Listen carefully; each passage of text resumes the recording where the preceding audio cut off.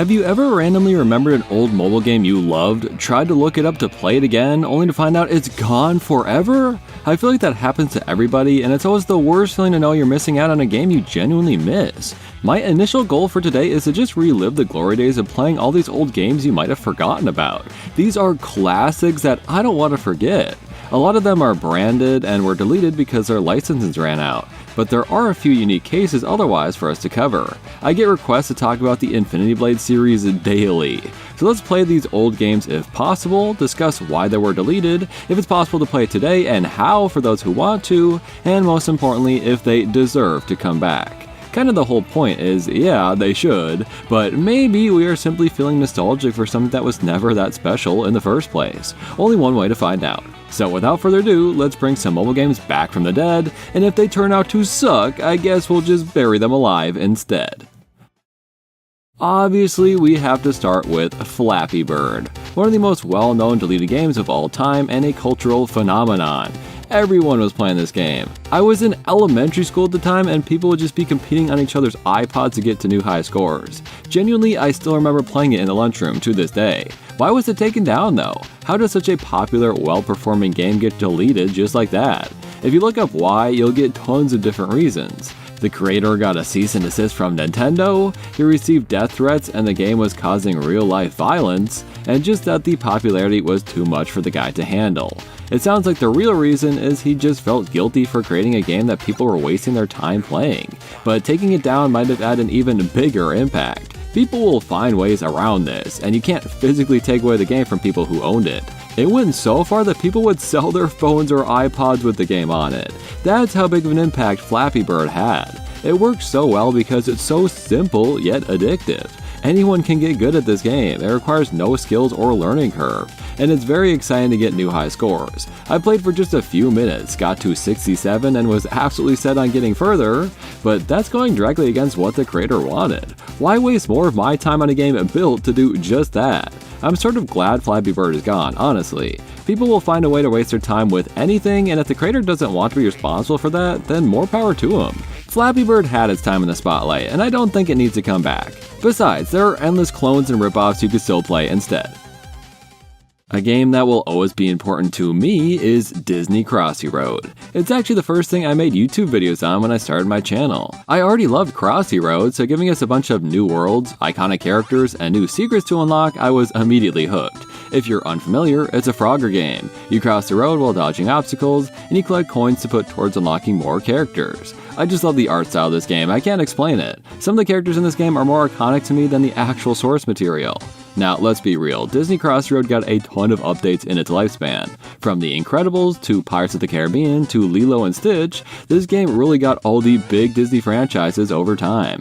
By the Cars update, it was already clear the end was in sight, but we knew there were DuckTales characters in the files of the game and there should be at least one last update before the end. But after months of waiting, I think most fans had given up, and then one day it just happened. Out of nowhere, we got the final content update, and it was a blast just getting to relive the experience of unlocking everyone from a new world one final time. Eventually, I'm sure Disney's contract with them expired, and just like that, the game would be gone. Again, it's hard to even be too sad about that because we got so many worlds and characters during its lifespan. And one last hurrah with the DuckTales update. It's greedy to want more, but man, I want more. There is a new event coming. I'll just have to wait 17,077 more days. Those 46 years will go by fast. Or just a new branded Crossy Road game. Marvel Crossy Road, Nintendo Crossy Road. Heck, I'd even take a Big Bang Theory Crossy Road. I selfishly wish this game never died, and of course I want it back. I'd play every update until the day I died. Out of all the endless runners lost to time, the most fondly remembered and devastating loss of them all is Spider-Man Unlimited. This game has so much that is 100% selfish to want more, but to just be able to play it again is really all people want. This game is a Spider-Man fan's dream. Looking at the roster of characters just blows me away every time. I could sit and scroll through it for an hour, just looking at all the fun variants here. Most are Spider-Men and women, but there's some unique ones too. Not many endless runners have a story, especially not one that can explain the things you do in the game. Or such a well-made opening cutscene, I'll never get sick of watching it. We start out chasing down an alternate universe goblin, and even Nick Fury interrupts before giant ships emerge from a portal in the sky. From there, you get a bit of dialogue before each level pertaining to the mission. Once you complete each level's mission, you continue to play endlessly to earn even more rewards. There's always something new happening, whether you're swinging through the streets and dodging lasers, or running through Oscorp using your spider sense to, strangely, also dodge lasers. It is action-packed and really fun to progress through. Looking into why it was delisted, it seems the game just ran its course. 427 characters is nothing to scoff at. Marvel is especially tricky to deal with in terms of who has the rights to what, and I guess Gameloft just didn't keep up the rights to have the game going anymore. Again, it just sucks the game has to be deleted for that, especially because, as I'm proving right now, the game still works perfectly fine. But yes, if it was possible to return, which it's definitely not, it should. I believe there's a fan revival for the game though if you're interested. Which reminds me, I forgot to mention this, but both Flappy Bird and Disney Crossy Road can easily be emulated. You just need to download an APK for them. Spider-Man is a bit trickier as it uses motion controls on top of normal touch controls, but I'm sure you can make it work too, just in case you want to download any of those games. You would not believe how often I get suggested to try Infinity Blade or include it in a Hidden Gems video. Or maybe you would if you're one of the people suggesting it. Well, either way, I've tried covering it before, but basically found out it wasn't possible to emulate. That was quite a while ago though, and in that time, the first game has been revived by the fans to be played on PC. It's pretty easy to find the Reddit thread for it if you're interested, but this is my first time trying the game, so I am pumped. The intro shows us how to play, and then we instantly die. That's messed up. 20 years later, you play as the son of the guy who died, and this is where the bloodline begins. Each fight seems impossible against knights and creatures twice your size, but if you can successfully block or parry, you can get some hits in and beat them. This game is very clearly made for touch controls, so playing in full screen on my big computer monitor was somewhat difficult to pull off each precise move. However, I had a blast as I played. This game is so cool. I love this world, I love these character designs. I ended my recording finding this big robot. There's a lot of fairly normal looking knights and some weird creature people too, and I can only imagine it gets more cool as we go. Again, it is super unfortunate that the system this was made for on mobile isn't really possible to play on, but the fact that I had this much fun in just a short session of playing is really all I needed to know. People miss this game for a reason. In fact, there was a whole trilogy of Infinity Blade games we're missing out on, so why is that? Well, believe it or not, Epic Games, you know, the Fortnite people, $19 Fortnite card, who wants it? Created Infinity Blade. And because they needed to focus on their up-and-coming games, again, Fortnite, they decided to take down the games and save themselves the time having to keep the game up to date and everything. I think it's safe to say with the success of freaking Fortnite,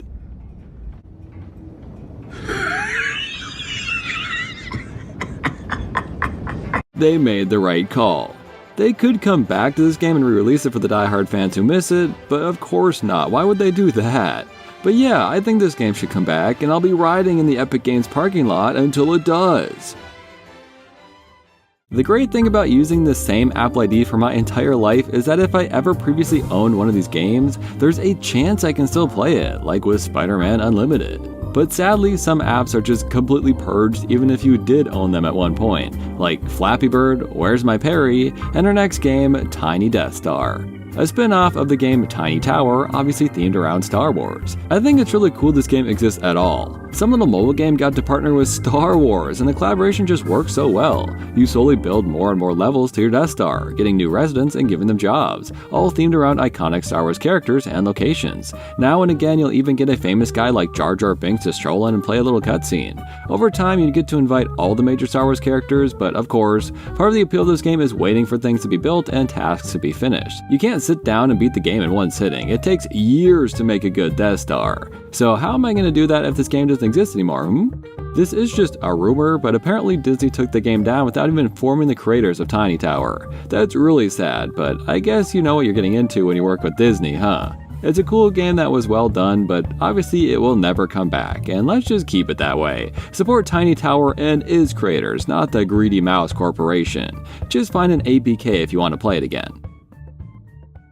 Cartoon Network games definitely take up a large portion of deleted mobile games that people miss. I don't really get why, but one by one they all disappear over time, and everyone who played them is nostalgic for a particular one they remember fondly. Maybe that's Steven Universe Attack the Light or one of the Amazing World of Gumball games, but the most important one to me and many others is Adventure Time Card Wars. After the episode with the game released, every kid who saw it wanted to play the game themselves, and it was a no-brainer to turn it into a video game. Obviously, a physical board game would be cool, but sort of impractical. Anyways, I played this game all the time, but I wasn't very good at it. As the name suggests, you can build your own deck to fit your playstyle and take down opponents. You used to be able to play online, but I doubt there's an easy way to do that these days. Instead, you can play the story mode, and each time you beat a character, like Marceline for example, you will unlock them. Each character has a unique skill, similar to PvZ Heroes if you played that. The cards are pretty cool, some from the episode in the show, and a lot of brand new monsters and spells. Each one can be flooped, of course,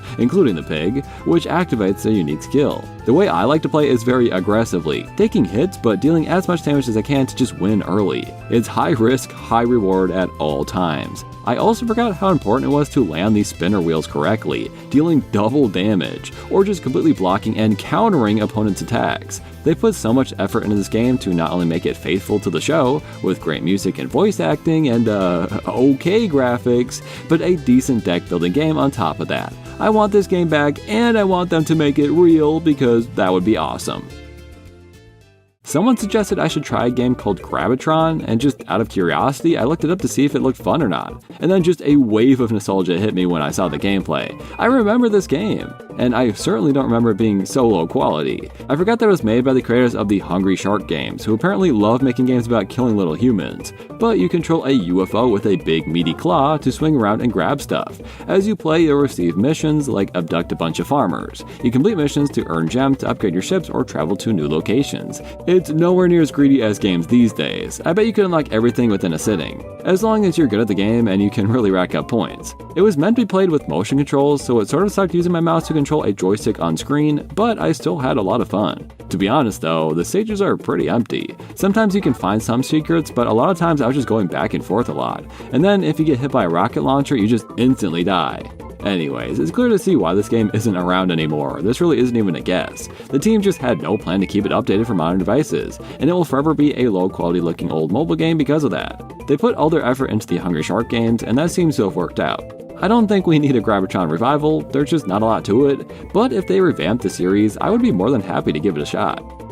We're at the halfway point now, and I'd like to do a quick lightning round of random games I have on my old Kindle Fire. It's a real treasure trove. I just wish I had some way to screen record on this thing. If anyone wants to buy it, name your price, honestly. Anyways, lightning round. I was going to include Mega Run, but good news. It was actually revived. That is an absolute win right there. If you missed this game and want to play it again, you actually can. Same with a game I loved called Spin Rhythm, which got a full fresh console release. Even bigger win right there. The music in this game is awesome and I can't recommend it enough.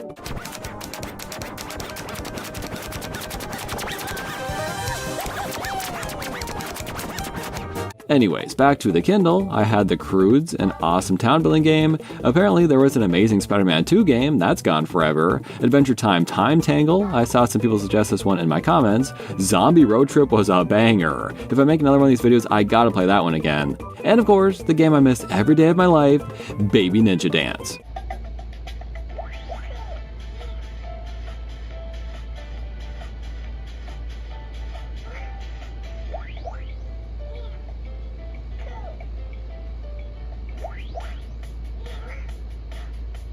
I'm actually not sure if I can sell this Kindle Fire, or I'd never be able to play that ever again.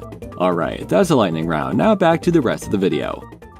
I have actually never heard or played of any of the Cordy games, but people really wanted to see it. It's a mobile platformer focused on collecting gears and charges to exit each stage. I gotta say, for an old game, this looks pretty dang good to me. I love this art style. It was really charming, even if the first few levels are pretty bare bones. But I am telling you, swinging around on your cord feels awesome and you can build up a ton of speed from it. This feels like that one chibi robo game everyone hates, but done much better. And it really does feel like one of those old mobile games you just download and breeze through in one afternoon. I miss this era of games, and while it really isn't anything spectacular, it just brings me back to better times on the App Store. Let me know if the other Cordy games are worth checking out, I'm curious now. As for the first game, it's cute, but I don't feel the need for it to come back. I can't really imagine a game like this existing in the modern mobile game landscape. It sounds like the company that made this were bought out, and then those guys didn't bother to keep their games up to date, and as of 2017 they basically shut down all operations. That's a sad ending to a very cute, fun game series. Branded town builders are the worst games to lose because the whole point is to spend months and months building up your village and unlocking everything. I actually did an entire video playing town builders for 2 weeks. I'd planned to do it for an entire month, but those were honestly some of the worst, depressing 2 weeks of my entire life. And for some reason, I didn't realize I owned SpongeBob Moves In and could still play it. You'll have to find an APK if you want to do the same, but not me, I get to play it right on my phone. They chose a very unique art style for this game, and sometimes I love it, and sometimes I hate it. Depends on the day, really. You can earn money to unlock new characters and buildings, but most of the time you are making ingredients for making people the kind of food they want. It makes a lot of sense for a SpongeBob town builder, and already after 10 minutes of playing, I am hooked. I would love to have played this game for months in preparation for this video so you could all see my cool SpongeBob town and characters, but it feels so pointless to even consider getting into this game. I want to, but it doesn't exist anymore, so why would I? Clearly the game works though, so why not just keep it in offline mode? Why not, Nickelodeon, you cowards? I see no reason as to why this game couldn't come back, and that's why I'm saying it should. In what other game can you make the main character walk around town in their underwear? One of my all-time favorite and most missed games is Tiny Thief. I did a whole video with this game and Retry and a few more Rovio classics, so I won't go too in-depth here. But I can't not talk about it again.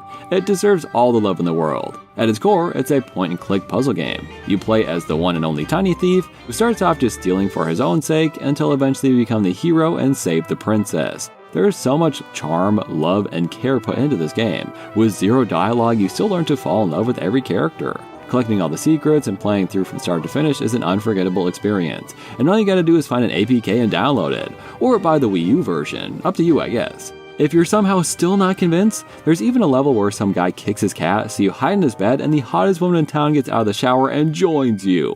If that is not enough to convince you this game should still exist, frankly I don't know what will. I apologize for the low frames in this section. It might give you a headache to watch, so maybe just use this as an audio only section if it bothers you. Anyways, while this game was probably more well known for being on Miniclip or Armor Games or whatever Flash website you chose to frequent in your childhood, Gravity Guy was also important to a lot of people on mobile. And since all you have to do is tap to invert the gravity, it's kind of the perfect fit. I've never played this game before, but I already see the appeal. You go so insanely fast sometimes, to the point where you can't really even react to what's coming before it's too late. I love when games like this do that. Can you imagine how boring this game would be if it was at the same starting speed for the entire game, and you're being chased, so you can't just simply stop or stall for time? Now, as I'm sure you can tell, this game is old and outdated, and was never made to fit the free-to-play market on the App Store. It cost more to update and maintain than they were earning back, so Gravity Guy went bye-bye. It's as simple as that. It's a very simple game to the point where I don't really see the need for a grand return anytime soon, but I can totally understand why people are nostalgic for this one. I got an APK for it, but I bet you can play it on your browser like the good old days too. Probably the biggest and most well-known purchase of any series on the App Store would have to belong to Angry Birds. Not only will we be covering a couple of the dozen classic Angry Birds games they don't want you to play ever again, but I'll give you a little story of just how evil and awful Rovio is as a company. Let's just go over 3 Angry Birds games that people missed for now. We'd be here all day if we wanted to cover the rest of them. The biggest and strangest loss is probably Angry Birds Classic. You know, the first game of the series, the entire reason your franchise exists in the first place, the game that comes before your sequel that is still on the App Store despite the first game being deleted. Oh yeah, that game. With some of the greatest level design in the series history, the first Angry Birds game is one of the best in the series and easily better than every single game Rovio still allows you to download. My story about Rovio is tied to the deletion of this game, so I won't go too in-depth for now, but of course the original Angry Birds game should come back, and it's crazy I even have to say those words out loud. The branded games make a little more sense. As we've seen with a bunch of games on here, licenses run out and games shut down, it just happens. However, Angry Birds Transformers is still going strong to this day, and the console game Angry Birds Trilogy features the game Angry Birds Rio, meaning you can physically purchase and play this game lost from the App Store at any point in time, just not on your phone. If you heard me talk about Angry Birds Rio before, then you know it's my favorite game in the series, and I believe it is a real and actual crime that people can't just download and play it whenever they please. This masterpiece cannot be trapped on an overpriced console version, it just can't. And finally, let's talk about a beloved spin-off, Angry Birds Go. I recently did a full review of this game, so if you want a more in-depth look, there you go. But this racing game where you unlock each of the birds and upgrade your car and drive down really fun nostalgic courses is a really great time from beginning to end. Sure, Rovio tried selling people carts for $50 real-life dollars, but you can ignore that and still have a fun time with the game. Eventually, before it was wiped from existence, they actually updated the game to the 2.0 update, which was so bad and hated that people actually prefer that the game stay dead. That's actually a decent strategy. Make people hate your game and then they won't care if it gets deleted. Genius! But the original version of the game was pretty fun, I won't deny it. There's a great mod of this game called Nitro I played for its dedicated video, and I'd recommend it. Alright, now as promised, here's a little bedtime story about the most villainous mobile game company out there. I'm sorry if I give you nightmares, but I promise it's a thrilling and important real story to spread the word about. So in 2019, all the fan-favorite Angry Birds games were wiped suddenly and permanently, and ever since that day the fans have begged to have the games come back. Rovio claimed these games didn't meet their standards or weren't up to date to work on modern devices anymore. But in reality, they were very careful about what games they removed. Every single game, besides Bad Piggies for some reason, is a live service game, something you can play every day. You can play events and do your daily tasks, and of course, spend boatloads of money or watch countless ads. Rovio doesn't want you to play a good game that makes them a small amount of money, they want you to play a bad game that makes them a lot of money. So back to our story, finally one day Rovio told us they would re-release the original game. Out of the kindness of their hearts, because they think it'll sell well, who can say for sure?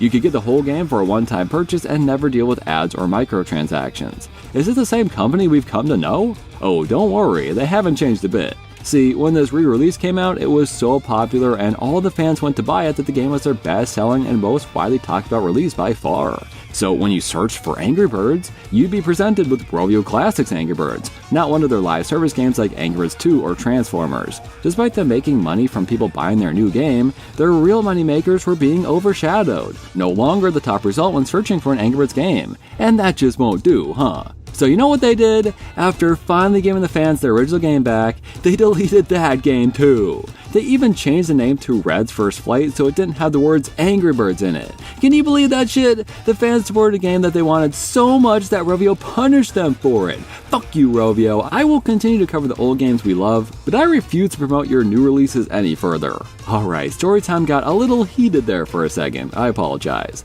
Let's move to our last couple games for the video.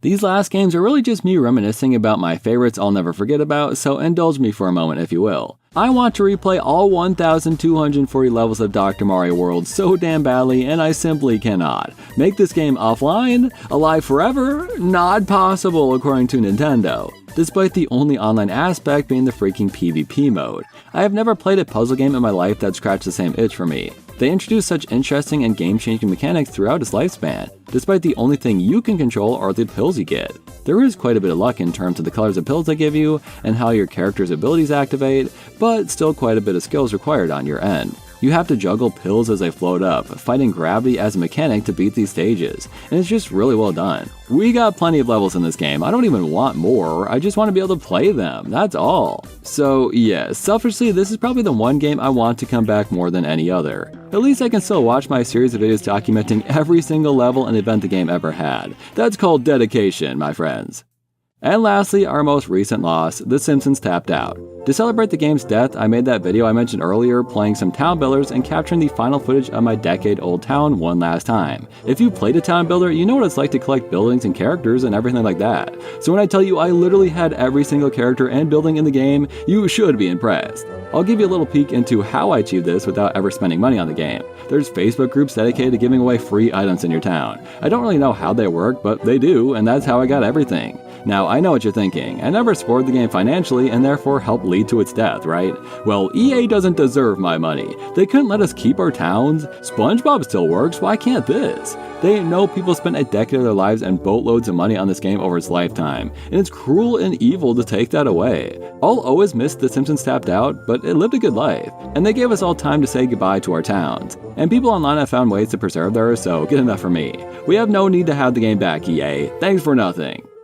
So, what have we learned today? When it comes to mobile games, they come and go all the time. If something is branded, you should fully expect it to disappear one day, no matter how much of your personal savings you dump into it. Sometimes it's hard to even get invested in games like these just knowing it'll all be gone when these companies fail to profit from them. It's sad, and you can never really own any of these games, especially the ones that require a Wi-Fi connection. So let's learn from the games we've lost. Sure, we can sit and pray they come back one day like Mega Run did, but the truth of the matter is that's just not realistic.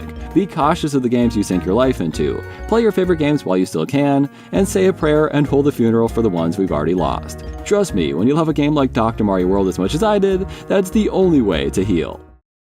We all have mobile games we miss that have been lost to time. Chances are, if you fall in love with a mobile game, especially a branded one, especially one that requires an internet connection, someday it will be wiped from existence. I've already covered 16 games and whether or not I think they should come back, so this time let's cover 17. There are plenty more games that people missed that deserve revisiting, and you all deserve to know why they were deleted and how you can still play them today if possible. One of these games has been revived within Dave the Diver. How insane is that? From Where's My Parry to Nova 3 to Avengers Academy to 3 classic zombie games and even more Angry Birds games, we've got a lot more to talk about, so let's get started.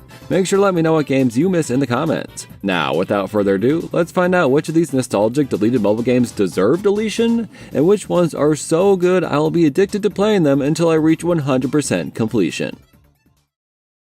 I wanted a game that felt similar to Flappy Bird, and my mind instantly went to one of the greatest mobile games ever made, Retry. It's sort of similar in the way that you dodge oncoming obstacles and you're controlling a flying character, but this is the peak evolution of the general idea of Flappy Bird and nothing will ever beat it. The physics of your plane are incredibly precise, to the point where you need to practice certain movements in order to master this game. There's no stopping or slowing down, but you can pull off loop-de-loops and crazy maneuvers to beat these incredibly difficult stages.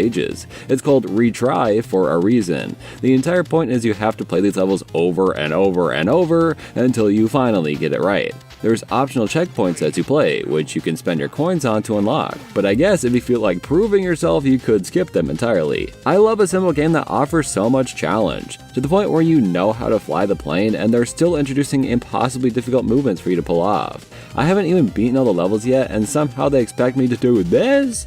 I counted my deaths here. It took me exactly 67 tries to beat, dude. Still, when you finally do beat a difficult section, that is always the greatest feeling in the world. Wow, would you look at that? They're even advertising a game called Angry Birds Epic. Weird, never heard of it. Anyways, you can download an APK of this game if you'd like to play it today. And of course, this game should come back. I hate that perfection in art like this can even be taken away from us so easily. If you've ever played Where's My Water, then you probably know there were multiple branded spin-offs of the game over time. To me, this makes no sense why Where's My Mickey and Where's My Parry were removed, because Disney made all these games. It's not like another developer got the right to use Phineas and Ferb stuff. You own Phineas and Ferb. They belong to you. But whatever, Where's My Parry was taken down, and now I gotta show you what you're missing out on. The gameplay is mostly the same. You need water to help Parry escape each level. You can collect gnomes as you play for the sake of completion. Each of the level gimmicks are now innators made by Doofenshmirtz himself, which leads to a lot of really fun mechanics. Steam is a heavy focus on a lot of the levels in this game. It's almost as common as needing water. There's even special levels featuring freaking Balloony who wants to get popped like his life depends on it. There's a ton of levels in this game, and they translate the art style and tropes of Phineas and Ferb pretty well into the Where's My Water series. But if you played one of these games, you played them all. Not to say I dislike this one, it's definitely one of the best games in the series, but I think you could just play the first game and be satisfied with that experience. I do love this game, but I am perfectly okay with saying goodbye to it forever. Unfortunately, there is no way to play My Muppet Show anymore. I still own it on my Kindle, but it just doesn't open. For those unaware, this was a spin-off of My Singing Monsters made by the same creators, but featuring the Muppets. It works so dang well, I'm surprised we haven't seen more branded games in this style. I am shocked they preserved the breeding aspect for these Muppets, but don't worry, they aren't actually procreating. It's called talent searching in this game, which is pretty silly. But if we can't make the Muppets fuck, then whatever, I guess. The beauty of these games is slowly unlocking all the characters to complete the song. The music in this game is so dang catchy, I don't know how I'm gonna narrow down to 1 for the background music here. The whole point of this game is it takes time to unlock everything. Like, realistically, people were super close to unlocking everything before the news that the game was going to get shut down. That absolutely happened to people. Still, for a game like this, we have the luxury of preserving the songs on YouTube, and you can listen to those to your heart's content. My Singing Monsters has gotten so huge, I feel like I'd enjoy having a smaller game like it to focus my attention on. So I'm really sad this game is gone, and absolutely it needs to come back. Easily the most requested game from last time was Nova 3. I don't know anything about these games and why the third was the best, but my friend told me it was basically mobile Halo, and they were 100% correct. The game is super old, but seeing this style of graphics again is super nostalgic and charming, even for a game I never played. It was a bit tough to find a working APK of the game, but once I did, BlueStacks lets you map out your controls so much that I was basically playing a regular shooter with my mouse and keyboard. It worked surprisingly well. Anyways, through the story mode, you and your squad are hunting down alien soldiers, and I really like their simple design. This one cutscene really shows how fun they look, and how many explosions you're going to experience while playing this game. There is a story, you're a legendary hero, probably from the previous games in the series, but ultimately the goal is to just have fun shooting down waves of enemies. I love a classic story mode like this. I feel like most games nowadays would just stick to the PvP stuff or have zero dialogue whatsoever, but these old games did it right and makes the story mode of Nova way more fun. And if you die, you just restart the checkpoint. I love it. You can get different weapons and swap between them, with the shotgun easily being my favorite so far, and you get unique powers like using the Force to push enemies. As you play, you continue to unlock new abilities and features, which I would not have expected, but I'm guessing new enemy types will appear over time. I recorded way too much footage, so I had to stop, but it was a ton of fun, and I definitely recommend getting it on BlueStacks if you missed the game. To the point where this feels like the way to experience the game now is perfect. Obviously, people love multiplayer with the game though, a crucial part of shooter games that means we need the game to come back to truly experience its full potential. Similarly to My Muppet Show, Avengers Academy is sadly gone for good. However, a fan revival is being worked on as we speak. That's very cool, but since it's most likely being worked on by only one person, the graphics aren't super great, so I'm just gonna resort to showing old gameplay clips instead. The idea of Avengers Academy is sort of genius. I'm surprised this isn't an animated Marvel show. Each of the famous Marvel characters all go to school here, and a lot of the charm comes from the dialogue and character designs of these younger Avengers. Otherwise, it's a pretty standard town building game where you send your characters on missions to earn currency and slowly make a bigger and bigger academy. The characters, as always with these games, are the best part, and the game had an insane voice acting cast. Like, what the hell? Tony Stark is freaking James Franco, aka Oz the Great and Powerful, thank you. Allison Brie was Black Widow. Tiger was Bella Thorne. Taskmaster was Sean Anderson. Hulk was... Oh, weird. Guess they couldn't find anybody. As someone who loves Marvel, I would 100% start playing this game daily if it was still around. Apparently the game died around the same time its developer had a merger, resulting in layoffs, which is a pretty common way a lot of big mobile games lose steam and die. I used to play a game called Disney Mirrorverse, and when a ton of the people working on it got fired out of nowhere, the game received like 3 updates over the next 2 years and then kicked the bucket. It's a sad way to lose a game, but Avengers Academy just had to be a victim. I want it back. Call me selfish, I don't care. It was fun, okay? I absolutely love Rayman games, and rather than getting a new one, they went ahead and deleted all the mobile titles instead. There were quite a few, and I remember really liking them. Thankfully, it is super easy to get an APK and still play them, unlike half the games we've covered so far. The game is an auto runner, and you only control Rayman's jumps and attacks. Since it's based off Rayman Legends, the level themes and concepts are all borrowed from that game, so it feels pretty similar. But since you can't stop running, that's where the difficulty comes in, and your goal is to get all 100 lums in each level, meaning if you miss just one, you should try the level again. The level packs are also split up one ability at a time, which is interesting. At first, all you can do is jump, then you learn how to fly, introducing wind mechanics, then you can wall run, which is always satisfying to do correctly, and finally you can punch, beating up enemies and breaking down walls. They simplified your controls as much as they can, and I think it's super effective. Besides, you could play this game just to listen to Rayman music the whole time, which, as we all know, is absolutely amazing. I really like this game, and it only got better throughout the Rayman mobile game series. I've been saying we need to bring a lot back this time, but how could I possibly say no to Rayman? This man needs more games, dude. If only Ubisoft wasn't freaking in charge, we wouldn't be in this mess in the first place. People are saying they took these games down to fully promote Rayman Mini, an Apple Arcade exclusive, which apparently died too. Poor Rayman. I got so many requests to play Tap Tap Revenge, which apparently is a rhythm game, had no idea. I spent at least an hour trying to figure out how to play it because it seems like there's actually a way to, but I failed. I'm not smart enough for this. There's a fan-made revival called Tap Tap Reloaded, which apparently feels very similar gameplay-wise, but obviously looks much simpler graphically. I played it for a bit, it was alright. The biggest appeal of these Guitar Hero games is the music you can play, and from the looks of things, all the games had the most popular music during the time they were out. People use their iPods for music, so to have a game where you can play Guitar Hero with your favorite new music on your iPod must have been a dream come true. And the unique level themes and animations are pretty fun, making each song a unique experience. I really can't tell if the developers made these or players did. Either way, that's pretty awesome. Some people say they do just love the way the game feels, and I'm sorry, but I just don't see how this is any more mind-blowing than the majority of Guitar Hero clones out there. There are around 20 Tap Tap games, dude. This was an epidemic. It's kind of surprising it all went away just like that, simply because it didn't match the modern mobile game market anymore. I think the Tap Tap Revenge series is a perfect time capsule of the type of mobile game and music we listened to in the early 2010s, which is ironically my favorite music to listen to, but truly there really is no reason for this game to come back in 2025. These jerks killed my wife. Becoming a giant boulder of death is completely justified in my opinion. In this game, your main goal is revenge, but you also need to survive and dodge deadly obstacles as you roll down the mountain. The levels start out pretty barren and easy, but the best part about this game is that you unlock new obstacles and NPCs the longer you play. By completing missions, new ones get added to the world, making it better the more you play. It's a perfect idea. You can also upgrade your boulder with coins, including your power-up, making you an invincible spiky ball for a few seconds, rolling over countless civilians, narrowly jumping over obstacles, and decimating the stage in your superpowered form. It's a blast from start to finish. This game is just fun, it controls really great and has a fun art style. Most likely, it went extinct because it wasn't kept up to date. This was made by the Adult Swim Games team, so it is kinda sad they didn't bother to keep it around, because I know it has fans to this day. But if any of these games had a chance of returning, I feel like this one has gotta be the most likely, right? There's no reason why this game couldn't or shouldn't come back. Although, seeing how they encourage you to smash your friends, maybe it's for the best it died after all. Blood and Glory is yet another game I've never even heard of. For some reason, the only working version of this game is in Chinese, which sucks, but at least there is a way it can still be played, right? The gameplay reminds me a lot of Infinity Blade. The fighting is nearly identical.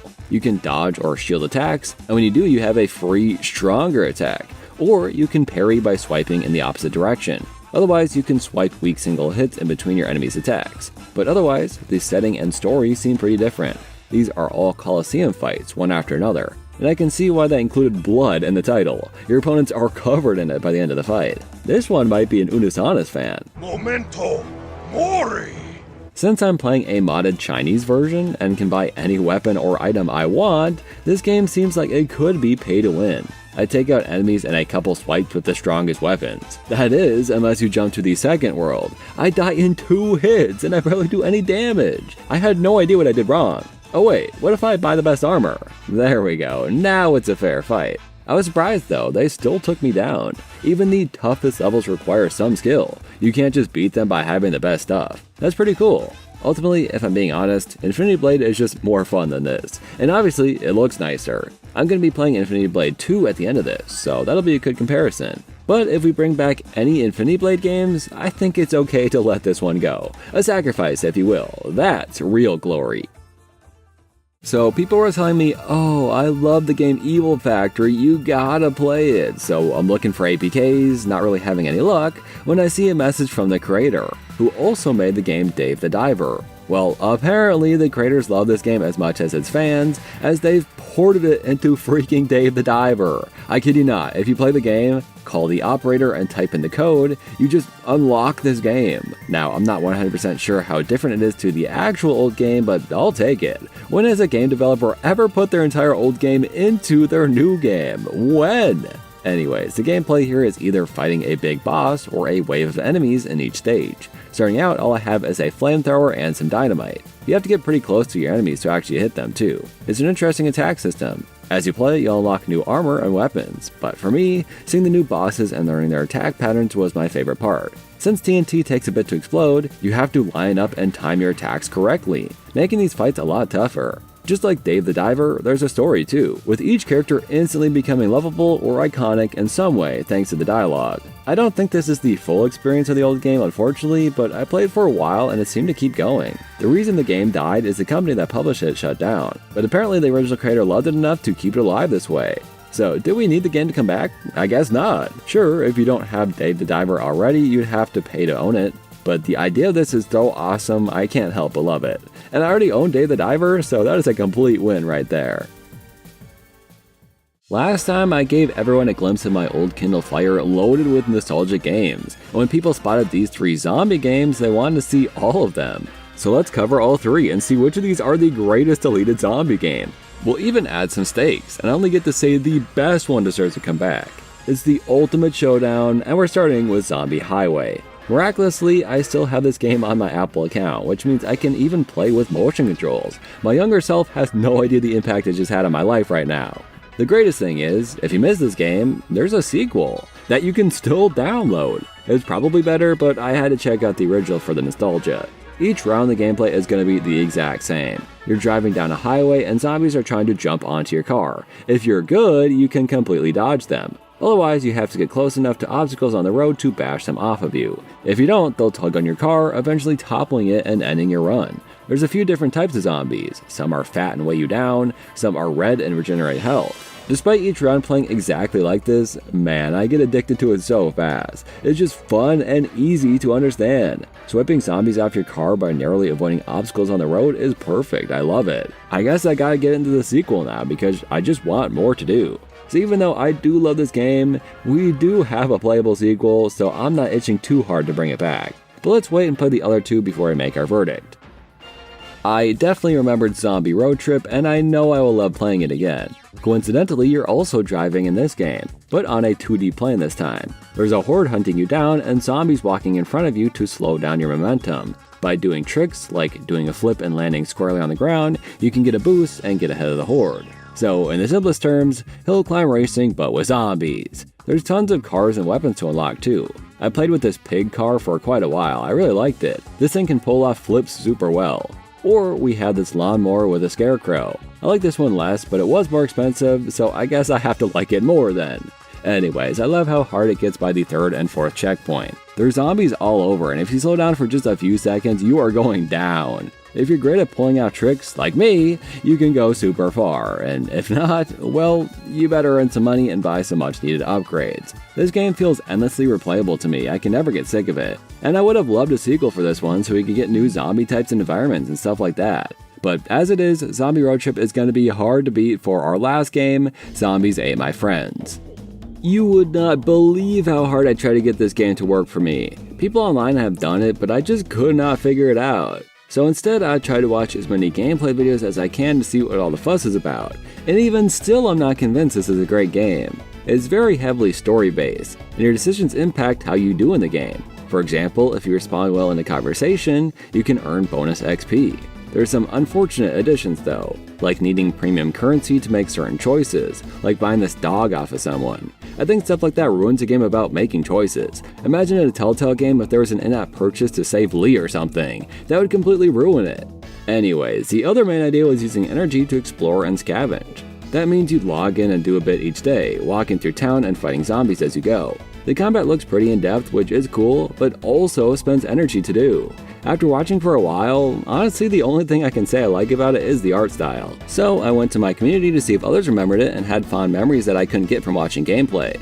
Apparently the choices can get much more intense. According to my commenter Ganic, there were actual multiple routes you could take with some of the characters. I'm almost confident certain characters could die if you failed them, which introduced me to my first ever Choices Matter game. Sage DeMage said they love the zombies, character customization, the art style, and pretty much everything about the game, especially the darker elements of the story like when you fail a mission and see your friend become a zombie. However, Sage and pretty much everyone else who commented had this to say: the energy system killed the game. And from what I've seen of it, I completely agree. If this had a bigger budget, released on consoles, and had a one-time purchase to play without that crap, people would love and praise this game forever. But that singular, horrible aspect tells me all I need to know. My judgment is correct, and the energy system did kill this game, and I have no reason to resuscitate. Which means, out of these three, it's a no-brainer, dude. Zombie pun completely intended. Zombie Road Trip is the GOAT, and I'd love to see it return more than anything. Since the entire library of classic Angry Birds games was wiped from existence, only covering 3 last time was just scratching the surface, so we should cover 3 more. At this point, I don't know how or why Angry Birds Space hasn't come back in some form. They added it to Angry Birds Reloaded and Angry Birds 2, they even made new levels for the game in both. Why put in so much effort to remake the game multiple times when people would much rather just play the original? I honestly have no clue. Angry Birds Space is a classic, and it makes no sense it isn't already back. Angry Birds Star Wars, on the other hand, that game is gone forever. Technically, you could still buy the console versions of it and own this game today, but it's gone otherwise, especially Angry Birds Star Wars 2. Both of these games combine classic Angry Birds levels and space levels while introducing a boatload of new birds and unique abilities. Luke gets a lightsaber, Obi-Wan uses the Force, C-3PO falls apart on impact. Look, they can't all be good. From what I've seen, this is one of the most nostalgic games for people because it was an amazing game, easily one of the best in the Angry Birds franchise. So even though it cannot come back, of course we all want it to. And lastly, yes, I'm actually talking about this game, you aren't tweaking, Angry Birds Epic, an RPG featuring Angry Birds characters. They went all out here with unique classes, a bunch of fun pig designs, and even a world map with a story. Who knew they could make such a good RPG in Angry Birds of all things? And it's kind of insane we never got a sequel or something, because this game has a cult following, people go nuts for it. So very soon, probably in January or February, I'm gonna make my full review of Angry Birds Epic, play through the whole thing, and from there I can let you know for sure how good it is. So should it come back? I don't know yet, I haven't played it. I guess I'll have to say no for now and make up my mind once I make that review. I really enjoyed playing Infinity Blade, and most of the people who watched the last video loved getting to see it again. And I thought it was important to note that the second game is also playable on PC thanks to hardcore fans of the game. So for our final game of today, I'm going to try Infinity Blade 2 for the first time. I definitely think the original should come back, so now I'm curious if the sequel is better, and just generally how it compares. This opening cutscene? Yeah, I am completely lost. Who is this woman? Who are the Deathless? I definitely need to go back and actually beat the first game at some point, but we'll move on for now. This new environment is so beautiful, and already I've seen so many cool character designs. I genuinely love every fight here. Each one is somehow cooler looking than the last. I was shocked after like 5 fights when I was killed and brought to the real intro, starting a brand new bloodline. Insane. So we're back to this iconic tower, it seems, fighting enemies who, in my opinion, are more boring, generic, and similar to the original game's fights, but they're still fun. I found that parrying seemed to work way better for me in this game, and maybe it's the exact same, I'm not sure, but I really like playing this one. It felt like it didn't have to be as precise, making it more fun and satisfying to bear enemies more often, as long as you've got the timing and general direction, it worked really great. The game looks super nice, of course. I'm always shocked how old these games are because it looks so much better than most mobile games of the same era. I'll have to keep playing to see if we get more enemies like we got in the intro because they were super fun and well done. But I had just as much fun here, and I guess I gotta say it should return alongside the original. What a true masterpiece of a series. I had a lot harder of a time finding a way to play these games than I did in the first video. Some of these are genuinely lost to time, which is sad to say. At least they've been documented through videos, just like this, so that hopefully they'll never be completely forgotten forever. On the other hand, so many of these also have fan revivals, which aren't as high quality but only show just how much fans love and miss these games. For people to want to replace something so badly they remake it, you can't get much more dedicated than that. We have yet to see if any of these games will actually return, but at least we can relive the glory days by continuing to talk about our favorites. If you haven't already, please let me know in the comments what games are gone forever that you miss more than life itself. Or just games you remember, it doesn't have to be that deep. 'Twas 4 nights before Christmas and 5 before Kwanzaa, when I had a strange memory spurred from my great aunt Rhonda. The doodler was jumping, but surrounded by snow, and Om Nom was chomping, but on a candy cane though. With a handful of levels and holiday cheer, these old mobile game relics seem quite queer. Now, before I get cancelled, you must all understand, this is an old way of speaking, so it's okay for me to say I feel gay and grand. Alright, I gotta stop right before I say something worse. Here's the drill. Rather than adding events to their games, old mobile game series instead would make short little holiday-themed level packs or demo versions of their games to reach new players. Most of these games are gone forever, featuring levels and themes unique to their games, so I thought it'd be fun to go through them and relive the memories. I'm also curious, were any of them worth getting? Comparing the content and fun of each of these games, which are the best? Let's find out. Without further ado, we'll start the video after one final rhyme, and I swear to Saint Nick saying queer and gay in that context wasn't a hate crime! I always find Doodle Jump is an easy one to start out with, and it was one of the first to start this trend, releasing a Christmas game in December of 2010. I was curious who was the first, and it looks like Angry Birds actually won the race with its Halloween-themed game in October of 2010, beating out Cut the Rope and Doodle Jump by a couple months. Anyways, the original Doodle Jump game already had a free version and already featured a Christmas theme, so it feels a little silly to make this extra game, but to be fair, it is visually distinct, and I'm sure it got a tons of downloads considering how popular Doodle Jump was at that time. I do genuinely have to commend them for making a unique environment and obstacles and costumes for this one random app. As far as seasonal demos go, they did a pretty dang good job. Now let's compare it to the Easter release. As far as I could tell, this is the only mobile game franchise ever to make an Easter themed game. Obviously others have done in-game events for the holidays, but no one has cared enough to make their own game until now. But here's a little conspiracy for you. Doodle Jump made a tie-in game for the movie Hop, an old Easter movie featuring Donut Lord cheating on Sonic with the Easter Bunny, and in this game there were 25 levels to beat with Easter themed obstacles. Having levels in Doodle Jump had never happened before this game. Then 2 years later, they released Doodle Jump Easter, and it featured 25 levels to beat with Easter-themed obstacles. Putting footage up of the levels side by side reveals they are literally the same game, and having played them, I can confirm it. They reskinned their old Easter game to make a new Easter game. The nerve of these people, huh? Still though, 25 levels of Doodle Jump? That's pretty good, and easily the best seasonal game we've seen yet. Let's give them some competition. Cut the Rope also jumped on this trend pretty early, releasing a level pack of Christmas-themed levels called Cut the Rope Holiday Gift. You could have treated this game as an advent calendar, playing each of the 25 levels daily until Christmas Day. With a beautiful tree behind you, Christmas lights acting as rope, and a holiday-themed cover of the Cut the Rope theme, once again I am shocked at the amount of effort they're putting into these little games. These levels were never added to the full paid version. The unique Christmas assets and level ideas are just gone forever now. Still, to be fair, most of the levels are based on this stocking teleporter, which is just reusing the magic hat level themes from the main game. I'd still have to say this is the best game we've seen, beating out Doodle Jump Easter.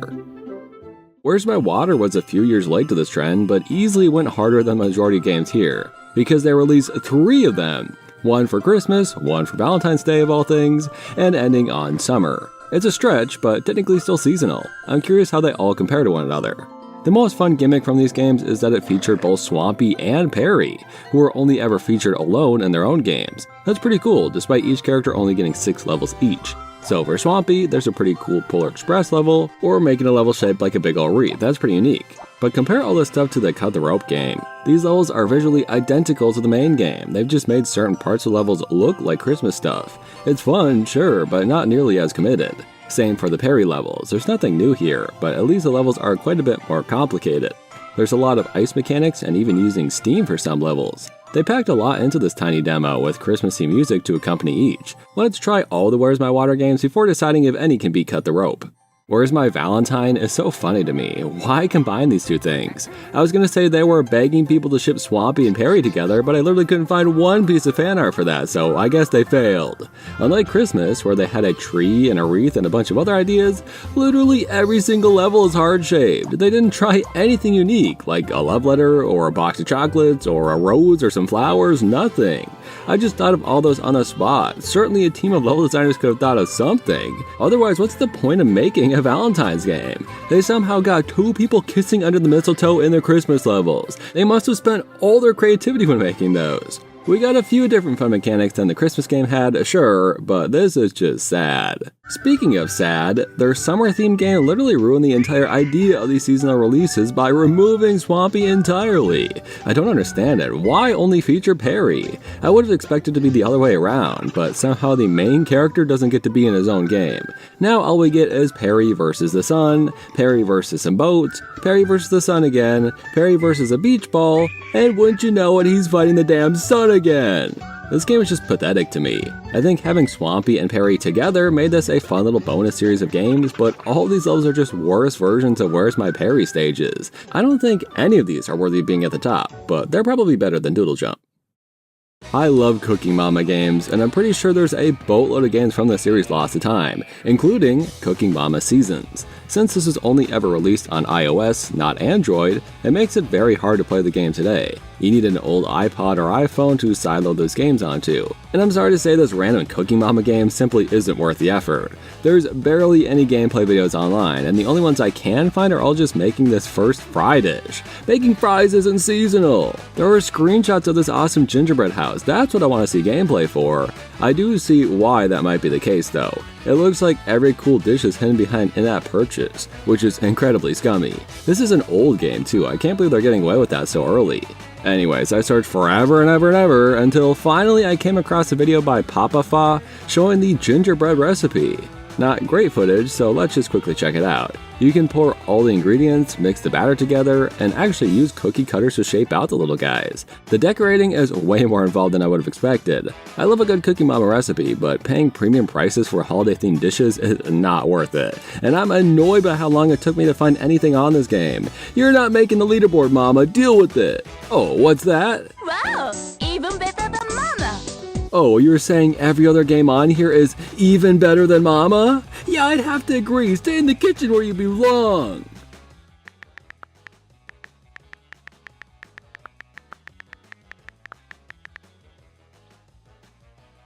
Now, calling these games seasonal is the stretch of all stretches, but hear me out, would ya? Geometry Dash Meltdown and Sub-Zero are both free little mini packs of Geometry Dash levels featuring, at the time, brand new mechanics and ideas that would soon come to the main game. They were a way to showcase new features and much more easy and beatable stages than the level of difficulty we were used to from the main game. And they both released in December. These are Christmas games, and you can't convince me otherwise. So I'm including them, deal with it.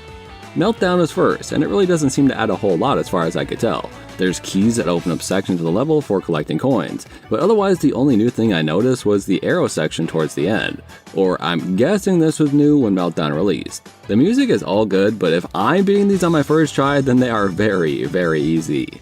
Comparing it to Sub-Zero is quite the contrast. These levels are challenging, and even though I beat the first stage on my first try by some miracle, I wasn't so fortunate on the others. There are so many fun ideas packed into just the first level. These platforming sections focused in on a single screen are really fun, and running from the big skull boss the entire time is awesome. It's easily my favorite of the 6 levels in these games. The last level I really wanted to beat, but every time I did good, some commenter would cover up the damn screen. If you're watching this, you made me lose Geometry Dash. Live with that guilt for life! Sub-Zero is by far the most fun game trial I played in this video, but it feels wrong to consider a seasonal game, even with my justifications. So I'm not gonna let it take first place, just know in our hearts it's my favorite. For now anyways. These last 2 games I had no idea existed, I just found them with help from my community. I completely forgot about the Toca Boca hair salon games, but I definitely played them at some point in my life. If you're unfamiliar, they're simple hair salon games for little kids. You can get the character's hair to look nice, or can go crazy and torture them. This game led to mess with Santa and this Christmas tree monstrosity. I thought these were kids games, I'm gonna have nightmares about that freak. I always thought they did a good job with the hair physics, and for kids this is a really easy time waster, and much better than letting play something like Hello Neighbor or Roblox or something. I know this is a literal baby game, but I remember this stuff, and I bet a lot of you forgot these old Toca Boca games too. It's nowhere near the top of our leaderboard, but it was fun to revisit a classic. We have another Valentine's entry, this time for Talking Angela. At least that makes sense. This whole app is just a video player, by the way. There's no game or interactability of any kind, unless you count making Tom and Angela relentlessly kiss each other. I guess that is pretty fun. The saddest part is, as a video player, it only has 2 videos. The main one is a music video with some Alvin and the Chipmunks sounding music. This game is not supposed to be funny at all, but for some reason it really cracks me up. They hardly ever look at the screen. They'll look at it for like 2 seconds and then look away again. Angela, look, Tom is cheating on you with the draft, please look. See, if they actually watched the damn screen for a second, she would have caught her boy toy red-handed. Annoyingly, the music is kinda catchy, but again, this isn't even a game. There's a set group of Valentine's cards you can send your freaking lover, I guess, but can you imagine someone sending you this on Valentine's Day? Imagine you just started dating someone and they sent you this on February 14th, dude. Talk about a damn red flag. They also released Talking Santa. Of course, how could they not? You can have him do a couple different things, like eat some cookies, get rolled over by a snowball, and pose for photos with his friends. Who the hell are these people? Once again, I died laughing at all the things you can do in this game. I love getting to beat him up, and Santa's voice is so low it's incredible.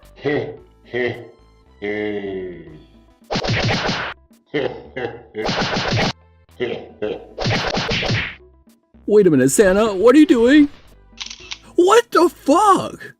Dude, this is literally the best freaking game of all time. Please go download an APK and write some crazy shit on Santa's ass. Please do it and send me what you made. It is the funniest shit in the world. It is immediately the best Christmas game we played, no question.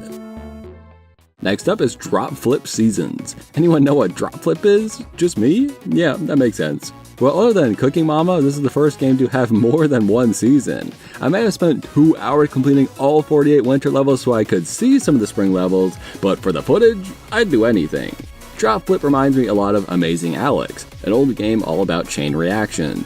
You can move some of the objects in each stage, and even the slightest adjustment can change the whole rest of the level. It's like a simulation, it's the same each round, so you want to have some sort of constant that works well and then slightly change the rest of the level. Some of these are super simple, they take a couple tries and are obvious how to beat. Others like this Gingerbread Man one will take a half an hour until you've correctly lined up each and every one to the minute correct placement and finally beat the stupid stage. No matter whether it's your first attempt or your 100th, when the ball lands in that bucket, it is the most satisfying feeling in the world. Getting everything to line up just right is always incredible. Drop Flip is awesome, it's up there as one of my favorites. If you've never heard of Drop Flip, then you have truly never heard of Beyond Nth. But I remember this game, and apparently it had a Christmas version, so let's travel down nostalgia lane for just a second. This game is easily the most like an actual demo for the full game, as it features 5 levels from 2 different world themes, when the ad at the end shows there's actually 80 levels with 15 hours of content. That's a lot of freaking bug game. I actually think 5 levels was the perfect length for me. You get to push boxes around and do a little bit of platforming and puzzle solving as you go, and it only takes like 15 minutes to beat the whole thing. Since this is Christmas themed, you go through ice levels halfway through, with big slopes you can slide down. But if you go out of the boxes for too long, you freeze and combust. I like this little bug. I like the idea of pushing these boxes around, but just imagining playing a full version of this with 80 doggone it levels would probably drive me insane. And I'm too distracted by the Pop Tropica font here to think about it any longer. I do remember this game and it was fun revisiting it, but it ain't leaderboard worthy, unfortunately.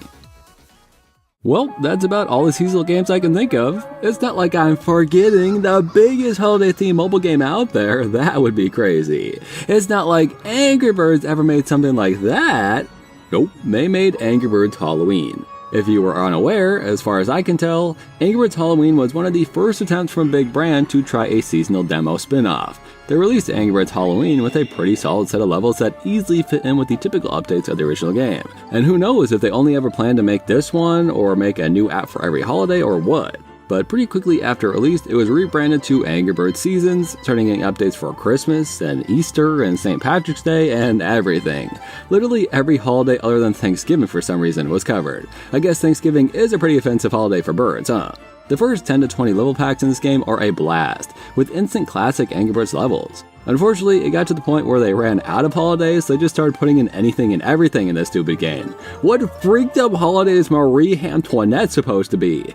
Hammier Things is quite possibly the worst Stranger Things pun I've ever heard. Still, they introduced Bubbles, Stella, and Tony in this game, so in addition to some great new levels, they were actually making some pretty big additions to the series here. Angry Birds Seasons is easily one of the best Angry Birds games out there, on top of featuring every freaking season possible, so I feel like it is quite obviously the king of all seasonal games. There's not really even a competition here. Because I played so much Angry Birds, Cut the Rope, and Where's My Water as a kid, I always remembered these seasonal releases as a bigger deal, something a ton of developers were doing. But actually putting them all into one video here, I was struggling just to find enough to make a list. That's how you get Drop Flip and Beyond Nth in your mobile games video. But still, no games are doing this anymore. Events are where it's at. Developers don't want you to have free bonus content. They want you to invest in a seasonal battle pass and sink all your money into the game that already exists. Why would they make a whole new app when they only have a budget to work on one game? I mean, it's not a crazy sentiment. I'm still sort of surprised any games tried out this little fad. And it's really interesting to see how much work they put into them, whether it be just a couple levels with some jolly music or a full-on extra level pack. Some of these developers went all out and others did the absolute bare minimum. But I guess only the best ones deserve the chance to have their full games downloaded, huh? Anyways, if I somehow missed a seasonal game you remember, let me know. I struggled to find these, so I'd be surprised if there's any big ones I missed. And which of these would you consider to be the best? Other than Angry Birds, that's the obvious king here. If you ever played a Cartoon Network mobile game in your life at any time, it is now gone. 80 mobile games wiped from existence. For me, these are some of the most nostalgic mobile games out there. Little mini games themed around my favorite cartoons as a kid. Every franchise had a game, with the biggest series like Adventure Time and Gumball having a lot, while others like Clarence only having one or two. There were also brand new IPs published by Cartoon Network, as well as crossover games with characters from every series. But here's the thing, there's very few of these I actually remember. Adventure Time Card Wars lived in my head rent-free, Steven Universe Attack the Light was an awesome mobile game RPG, but I have no recollection of the rest of these at all. So I'm wondering if they still hold up. Do they deserve to come back? That's what I'd like to find out in this Cartoon Network themed episode of covering deleted mobile games. Obviously, I'm not playing all 80 today, the video would be way longer if I did. But if you'd like to see me cover more, or if I missed one you wish I'd covered here, please let me know. Now, without further ado, let's try out these cartoony games that have been clouded by my brain fog, and see if any of them are even good enough to be played by Jake the freaking dog. Let's start with Adventure Time, playing one of my all-time favorites, Card Wars. If you didn't play this game growing up, I'm sorry, but basically your childhood wasn't as good as mine. And if you think I'm exaggerating, ask any fan of this game. Card Wars is the best. In terms of graphics, it's very clearly old nowadays, but that's just part of the charm, especially when it comes to Cartoon Network games, which, as you'll see soon, never have the greatest budget for polish and graphics. But back to Card Wars, it's a turn-based card game where you can build your own decks, upgrade and unlock new characters, and fight against iconic Adventure Time characters. The whole game is based on one of my favorite Adventure Time episodes by the same name, and they really translated the random rules from that episode into a logical game super well. You play cards on the corresponding biomes, you can floop your cards to activate their abilities, and if you win, you're the cool guy, and if you lose, well, you're the dweeb. The only part that I could see people disliking is the little spinning wheel that determines whether you successfully block or counter attacks. It really make or breaks your game, and you could probably win any match as long as you're skilled at landing in the green.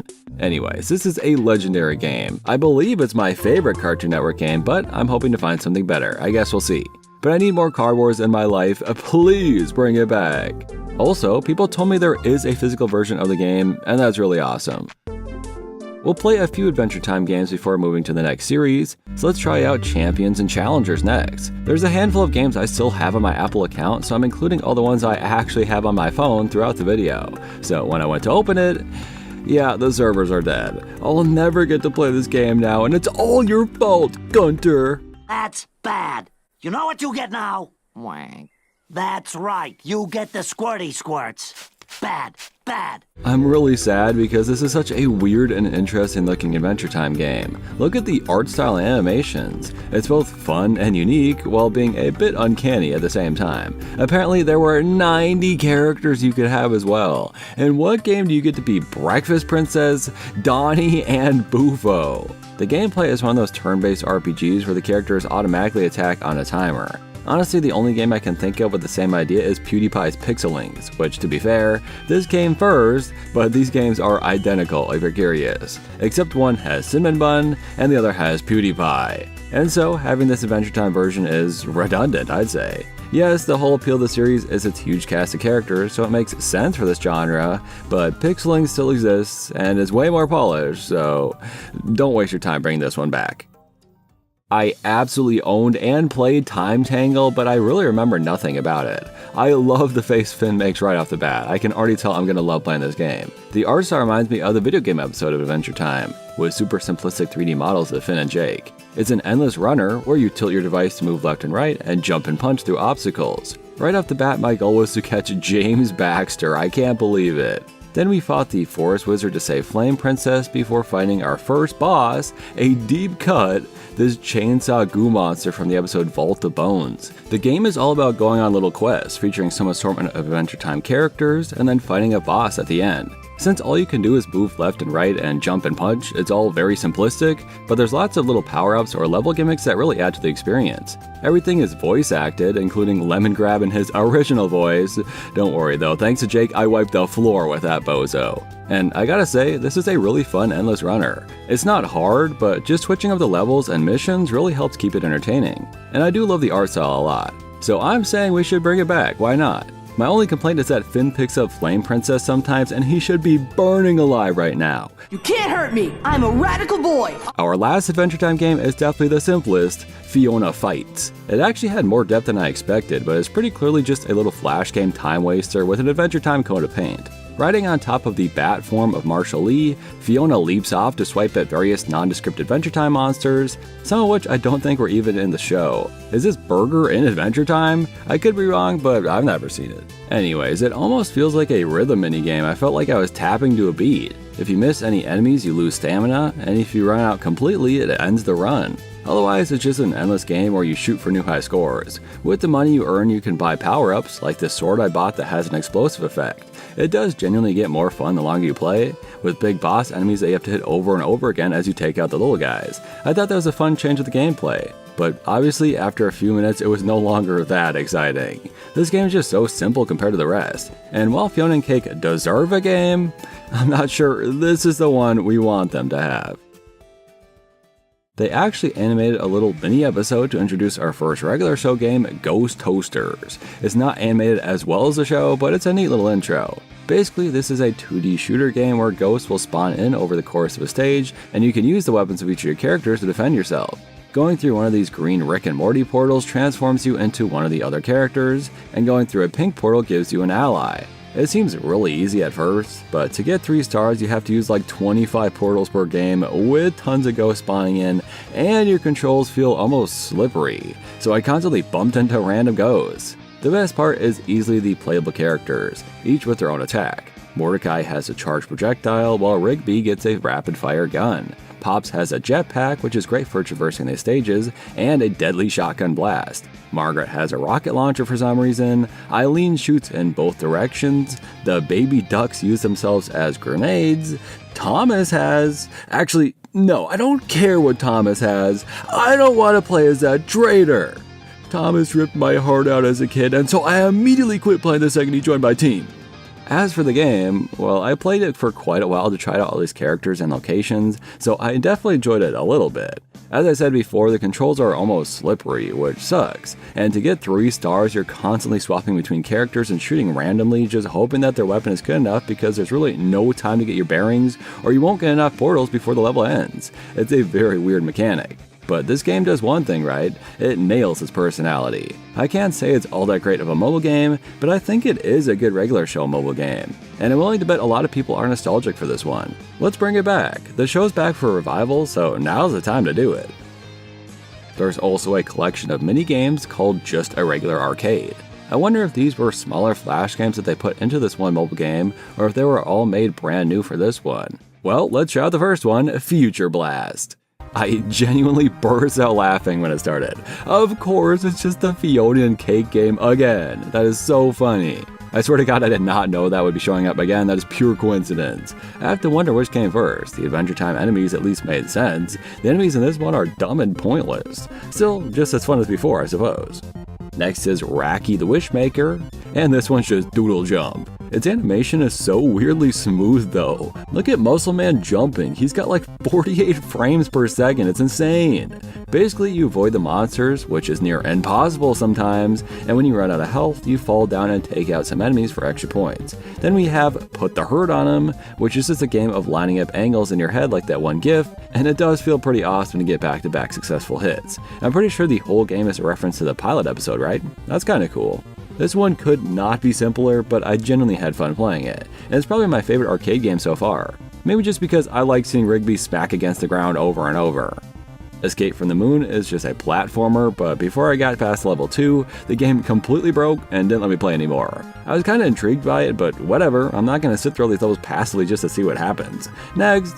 Winging it is so damn strange. At first I was just clicking once to jump from car to car, but if you just spam click over and over you fly forever, and that's actually intended. It looks stupid and janky, and I died trying to do it quite a bit just because the movement makes zero logical sense. I did end up making it to the end, but I stopped recording before I did because it took like 5 minutes and all the footage is just this.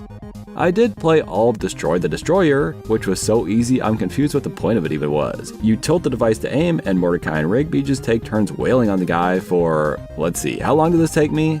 3 minutes! That is way too much time to be doing this.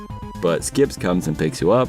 You control this guy and you're supposed to move your aim to block the Destroyer's shots, but I guess I found the sweet spot and just sat and waited until I won. What a genuinely pointless game.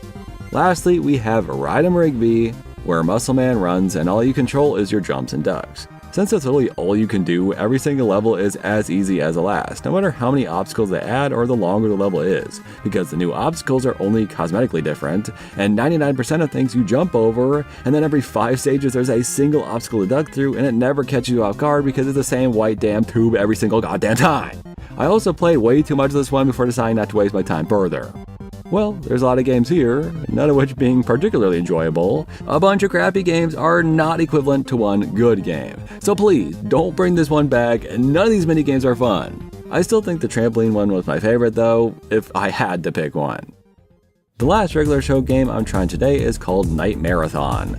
Mordecai and Rigby have to fend off endless waves of zombies, using your basic weapons and a few power-ups during each wave. It has a lot of similarities to the Fiona and Cake game. It's obviously a flash game that's as simple as can be, yet more detailed than I would have expected. There are multiple zombie types, some that move differently, are faster, or take multiple hits to kill. There are better weapons to earn the longer you play, with a javelin for Rigby to spear the zombies' heads on. Mordecai has multiple throwable items as well. Like I said, it's just more than I would have thought. And sadly, I'm not great at this game. Either my depth perception sucks, or it's just hard to line up your shots the way they want you to. You can be the judge of that, I suppose. I literally found this game on some browser game site called GameZap, so if you want to play it that bad, you can. Which means I have no reason to bring it back, and so I won't.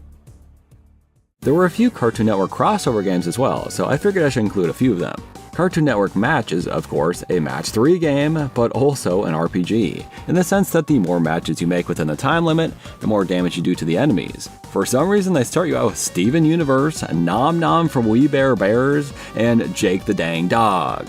They also have Powerpuff Girls, Hertz the Cowardly Dog, Ed, Edd and Eddy, and a bunch of other classics. But to unlock them, you've got to grind in this game. I remember I played a good amount of this game when it first came out, and I probably only had like 10 characters in total. I opened a chest and got 1 token towards Grizz. 1! So that aspect is easily the worst part, but I do generally like the gameplay. Yes, it's just a match 3 game, but as far as those types of games go, this has got to be one of the better ways to go about it. The colors correspond to your team, and you get to fight random food monsters to upgrade your restaurants, and the art style animations are really great, I think. This chibi little 8-bit art style for Cartoon Network characters makes this game stand out amongst the games we played today. And it's got great music. The whole game just feels like these characters live in the same world. You can see fun background characters going to your shops like Flapjack, or the Ben 10 Aliens, or Atticus from Infinity Train. Let's bring it back, that way I can grind for my characters other than Lumpy Space Princess. I saw there was a how to draw game, and that sounded really fun to me. I really assumed it was just a step-by-step guide and I'd be drawing them on pencil and paper. But no, you trace the lines in the app, and at the end it even animates the character you made. And immediately I saw the potential this app was presenting me with. It took a little trial and error, but Boom! I made Peter Griffin. Then I made Red from Angry Birds. I used freaking Beast Boy to craft the perfect Shrek. The sky is the limit with this game. Anything you can imagine, you can create. And it'll animate it for you. It's the best. The only limitation is you have to use a character as a base. So for example, my Squidward turned out horrible because I was using Gumball to try to make him. His eyebrows are made out of his arm. However, my Onion Soy Jack, genuinely a work of art right there. The process of making his scraggly beard was way more complicated than you might have imagined, which is why when he's animated, he moves around like this. I wanted to sit here and just draw every funny idea I could think of. I should honestly take commissions and make characters people want me to, but unironically, as a kid, I would have loved this app for the intended purpose. Add Adventure Time in here and I'm going to be drawing these characters all day. Bring this shit back! Or an app like it where my drawings get animated like that. It's such a fun idea. Best thing I played today, hands down. Apparently these soccer games called Toon Cup were pretty popular, so I figured I should try one out. I am shocked at how many characters there were. It just kept going. None of them are fun or interesting characters, but at least there's a lot to choose from. So I made my dream team, consisting of course, Jake the dog, Richard Watterson, Starfire, and Four Arms as my goalie. Literally an unstoppable group. The gameplay is as simple as soccer could possibly get. You move, and you kick. If you don't have the ball, you can hit an opponent and get it from them. And that's it. As soon as you're close to the goal, you charge up your shot and the opponent will just stand and watch. And Jake apparently has a catchphrase that he says every time you score a goal. Skedaddle! Long story short, I won the World Cup, big shocker. My strategy was to get more points than the other team and just run in circles. Skedaddle! Next, I made my girl boss team that I unlocked Raven, and this time I scored a single goal in 10 seconds. Skedaddle! Got BMO to follow me, and then straight up harassed the poor kid as I ran back and forth across the stage. Oh, did you just try to kick me? That's cute! Only one opponent will chase you at a time, so just pick the slowest one and run around until the time runs out, and they cannot catch you no matter how hard they try. This game is dumb. It's an insult to soccer, and it's an insult to Cartoon Network. The character animations are so lazy and bad. Don't bring this shit back, no one's gonna play it. Skedaddle! Our last crossover game is a kart racing game called Formula Cartoon All-Stars. Sadly, I couldn't get the game to load past a tutorial where you play as Clarence of all characters. But from the tiny bit I played, I really like the way it controls, and the 3D art style is both terrible and charming at the same time. Look at Gumball's 3D model, this game is just the best. I especially love the 2D art of this game. What a weird, crazy art style. I guess I'd probably have more to say if I actually played the game, but just like Toon Cup, this is as simple of a kart racer as you can get. The steering is fun, but the races are all super slow. The power-ups are all very generic, and the courses are all flat paths with some turns here and there. They're visually pretty good, but it's like playing a Mario Kart DS track. It's kinda boring, that's all. There is definitely potential for a Cartoon Network kart racing game, but this ain't it. Don't bring it back, it's boring, and it doesn't even have Jeff from Clarence in it. Wait, it does have Jeff from Clarence in it? S tier. Wait a minute, I don't even do that anymore. Let's move to Steven Universe. I know he's got at least one good game out there. Sadly, I'm not too sure Soundtrack Attack is the one I had in mind. The story of this game is pretty insane. You make your own quartz and join the Crystal Gems like a fanfiction. Except this OC is canon now. Anyways, this is a rhythm game. And if you know anything about Steven Universe, then you know that is perfect. Your character even does a bunch of platforming and punches enemies to the rhythm. Now, when I got this game as a kid, I fully expected to be listening exclusively to songs from the show, and sadly, that's not the case. 90% of the songs were made for the game and are pretty basic, and 10% are remixes of songs from the show. From Giant Woman to Let Me Drive My Van Into Your Heart, this has a lot of different songs with mixed results. For example, one good remix might sound like this. That's why the people of this world believe in garnet, amethyst, and broken Steven.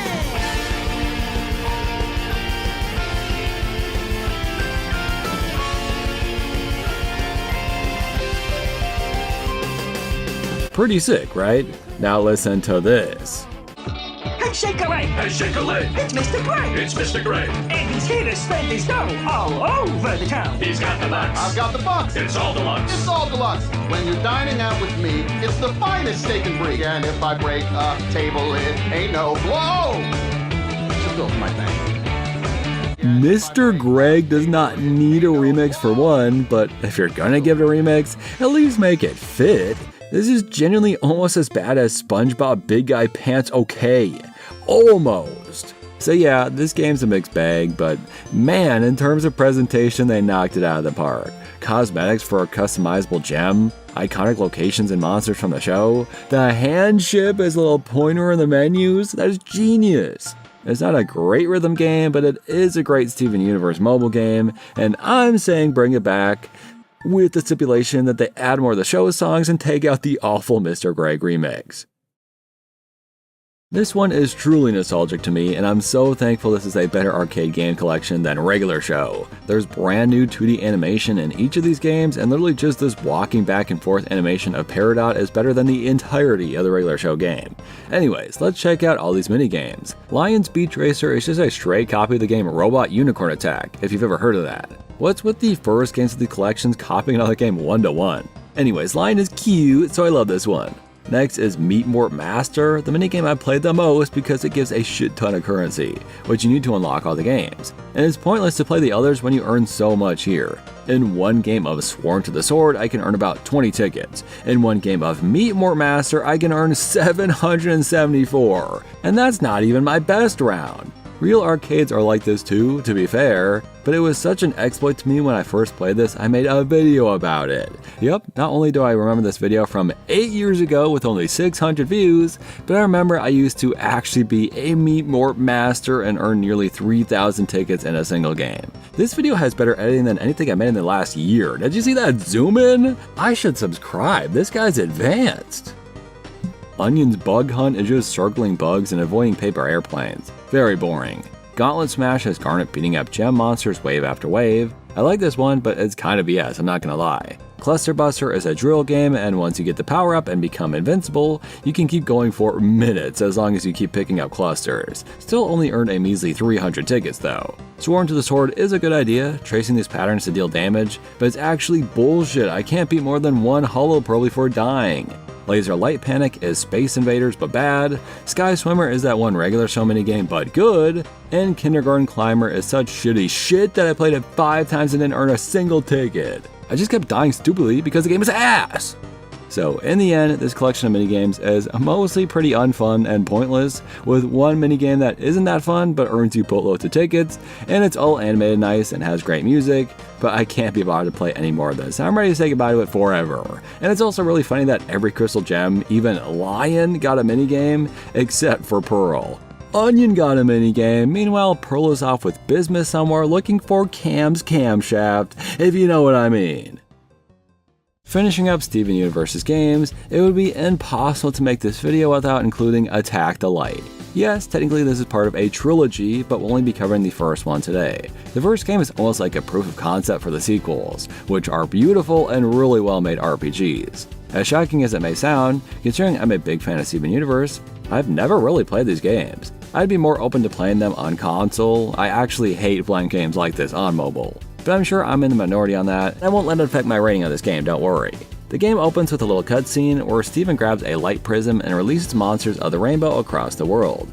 Our job is to go collect each color back into the prism by beating bosses. Use swipe to move through locations, then stop at enemy encounters to fight, using the 3 crystal gems at your disposal. Steven is purely a healer and item holder. He doesn't even have a health bar, which is pretty insane. Garnet is your tank, Amethyst does spread damage, and Pearl, I'm not sure how to categorize her, but she's got some moves as well. Each move costs star power, so once you run out, you have to defend yourself against your opponents. It's pretty fun, though I felt it got repetitive extremely quickly. I played for about an hour and a half in total, playing to the 3rd world, and already I was doing the exact same thing in every encounter. I only have 3 characters and I only have a couple moves each, so it really isn't that complex. Again, in the later games you juggle new party members and fusion abilities, so this isn't a problem anymore, but that is the biggest flaw of this first game. Still, it's a really well made RPG with an interesting story and a ton to do. The longest and most rewarding game on here other than Card Wars, I suppose. And not only this game, but the sequels are deleted too, and that is a genuine crime. Bring them back. Not asking.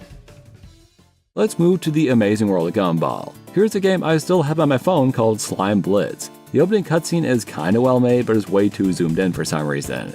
And once we actually start the game, this is maybe one of the weirdest games I've ever played. And not because anything crazy happens or it feels weird to control, it just looks like a bootleg Gumball game. He's short and fat for some reason, and the whole game feels completely aimless. I'm just spamming the jump button, and Gumball breaks the wall for me until he can jump, and then he just jumps up and there's no chance of falling off or anything. You just try not to get slimed, I guess. The only reason to keep playing is to get more characters like Anton the Toast Guy or Princess Anais, my favorite Gumball character. I just have no reason to want to play this anymore. There's only 4 levels, so once you've seen them all, I'm just stuck doing the same mindless shit forever. I'm done playing this. I don't remember owning it before. I don't know why it's on my Apple account, but at least now I know this was not worth keeping, and you are not missing out. So apparently all Gumball games are incredibly strange. I clicked on this one, and the art style looked a lot like that Stranger Things McDonald's commercial. It's crazy. Oh wait, that is the Stranger Things McDonald's commercial. My bad. But the game is super weird too. It takes place in the Void, a really cool lore important place in the Gumball series. Your job is to rescue characters from the show and find the exit in each level. And you hop from planet to planet like a 2D Mario Galaxy. It seemed really cool at first, and you'd think it'd be level based with some easy levels to start and eventually getting harder as you go, but no. It's all random and not even in a way that makes sense. It does seem like there's some sort of level structure, as when you lose, you spawn in a similar looking area, but little sections are different, the characters you're saving change, and even the amount of characters you're meant to save change. One time I spawned right next to them and the exit, when on another attempt I spawned somewhere completely different with no one to rescue anywhere near me. I found this boombox guy when he was the only one I needed to save, and when I came back there were suddenly 3 characters to find. This game makes no sense. It's a little jank as well. It works well enough, but now and again you die for very stupid reasons. I really didn't play much of it. I liked the Void, and all they had to do was build good, consistent levels to play, but they didn't bother, and so neither will I. Last chance, Gumball! You better give me something good! And a game called Sky Streaker sounds like a great idea. Basically, all Richard wants to do is be naked, but no one lets him, so he climbs up an endless pole faster than his children and avoids accidentally putting on clothes as he does.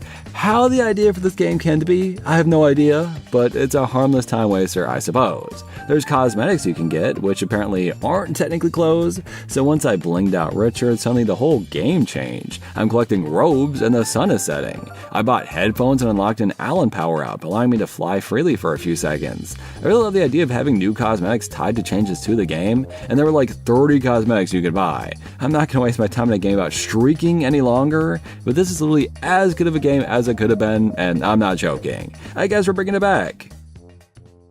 I'm kinda shocked Clarence has games, but we have a couple to try, first of which being Blamburger. I am super impressed with the quality of this game, and I'm not even being facetious. The animations, the music, everything is really nice. Look at him go! At first I just assumed you want to make the tallest burgers, and the ingredients didn't really matter much. But your real goal for getting high scores is to make recipes. Collecting specific ingredients on your burger awards you with extra points. Getting high scores unlocks new ingredients, and that's sort of the only incentive for you to play more than a single time. I got the ingredients I need to make the freaking thick thighs pussy salad, dude! Chicken parfait? I want that one. You want the thick thighs pussy salad? Yeah. Okay, 1 thick thighs pussy salad for you. One of my favorite memes of this year, by the way. Anyways, this game does not get harder the longer you play. It moves at the same speed from start to finish, apart from when you hit a sparkling ingredient and get more points as the game speeds up for a few seconds. So what I'm saying is, getting big scores is really easy, but it takes a long time. But again, just like Sky Streaker, this is pretty much as good of a game as you can make other than having unlockable characters or cosmetics. There was effort put into Blamburger, and for that reason, they should bring it back. Poor little Clarence. Alright, easy boy. Actually, poor little Jeff. He looks traumatized back there. The second clearance game is a WarioWare clone with only 12 unique microgames. You play them in the exact same order over and over again, and they just get a little harder each time you play them. Some are kind of reference to the show, none of them are difficult, and this is just a sad little flash game when compared to some of the bigger games like Attack the Light. It's insane to even consider these two games on the same level. There's just not a lot of effort put into this one, which is fair, it's a clearance video game, but don't be shocked when I say there is no need to bring this one back. There are a few Cartoon Network games that have nothing to do with any Cartoon Network shows, which is what I thought Kleptocats was, but it's actually another crossover game, I guess. You travel to different Cartoon Network worlds, like Steven Universe as the first one, and you get items from the show from some recognizable characters, like when you get Guacola. That's such a random item from Steven Universe for them to give you. I was gonna grind to unlock the Adventure Time area too, but changing the date and time on my phone messed it up so bad I stopped getting text messages, and I'm 100% putting the blame on Kleptocats for that. So I never got further than Steven Universe. Though, to be fair, all the levels are the same anyways. I don't really know what the point of an idle game is if you're just gonna watch a counter go down and nothing else. And technically there are mini games while you wait, I guess, but look at this one. You just water some watermelons and then occasionally earn a single coin. This is nothing. The saving grace is the chill Steven Universe song they made for this game. It's genuinely amazing. If anything, just look up the Kleptocats soundtrack at the very least. Yet again, I fail to see the point of a game like this. It's a waiting simulator. The cats are cute, references are fun, and that's all. Oh yeah, and you can get duplicate items, and that's where I draw the line, dude. Not cool. So I'm sorry, Kleptocats, but you ain't worth bringing back. As we're reaching the end of our list, I wanted to include a couple more games I've heard are really good, but I've never tried before. Teeny Titans is beloved, but I generally don't know a thing about this game or its sequel. Yet another RPG with an animated intro and everything. There's always a charm to the cheap stilted animation in these mobile games and flash games, but at least the voice actors were brought in for this. And the actual in-game animations are pretty good, so I don't really get it. Anyways, the game is about collecting minifigures of Teen Titans characters and using them to fight opponents. You run to stores in the real world and hope to find good or rare figures to add to your collection. The fights are quite a bit different though, since your attacks are on a timer essentially. Also, the first time I tried to play, all my characters were basically creepypastas, with only some of their eyes and mouths visible. Thankfully, I escaped the creepypasta before photorealistic blood started coming out. I think there's a lot to love about this game, which is surprising considering it's a Teen Titans Go game. The process of picking out, swiping away, and collecting figures is awesome. I saw a Batgirl in the store and I generally put in the effort to save up to unlock her. Granted, she got killed in the very first battle I brought her into, but it was a valiant battle. There's tournaments like in Pokemon where your figures keep the same amount of health through all the fights, truly forcing you to get good at the game. There are side quests with a bunch of the characters in the show, and Barf from Spaceballs? Genuinely, why the hell are they referencing such a random character no Teen Titans Go fan has ever heard of before? Well, anyways, lastly, I do think the fighting is pretty fun. The AI opponents are pretty brain dead at times, but still, there's a lot of strategy you can do on your end. Leveling up your figures is satisfying, and dare I say, I think this game is more fun than Attack the Light. I really like playing it and would love to keep playing, which isn't something I felt much while making this video. I love Teeny Titans, it should come back, and I have to wonder if the sequel is just as good or even better. Our last game to cover is based on a show about being in a video game, OKKO. So obviously the tie-in game is good, right? It has to be, I saved it for last. I honestly don't know a damn thing about this game, but I love OKKO, so I have to hope. Right away in the opening cutscene, it's obvious all the art is extremely outdated. Like the characters only had this art style for the pilot maybe, but there's some charm to that I suppose. And yeah, holy shit, this game is amazing.